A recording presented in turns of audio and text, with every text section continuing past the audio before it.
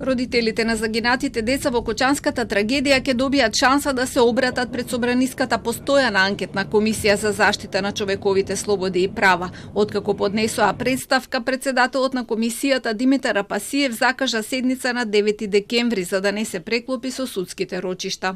Символично 10 декември е светскиот ден на човековите слободи и права, а родителите во нивната представка се повикуваат токму на правото на живот како највисоко право кое што остана незаштитено ноќта на трагедијата. Јас мислам дека ќе се постигне една институционална бариера да се скрши, а тоа е конечно родителите на тие деца да имаат право да се обратат од собранието, затоа што досега тоа им беше целосно оневозможено.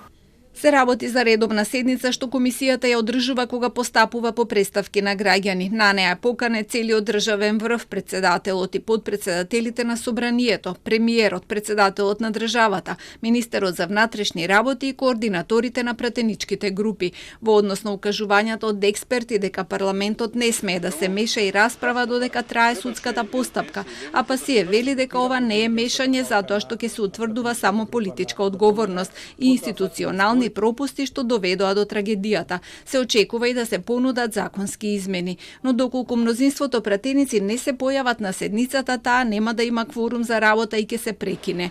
Од ВМРО ДПМН кои самите поднесоа барање за анкетна комисија, не сакаа да ја коментираат денешната иницијатива. Одвреди исто така нема став за оваа комисија, само соопштија дека поддржуваат формирање на анкетна комисија, на која ќе се расправа и за случаите Дурмотурс, Беса Транс и модуларната болница, затоа што сметаат дека само таков сеопфатен пристап може да ги истакне неуспесите и институционалните празнини што одзедоа животи.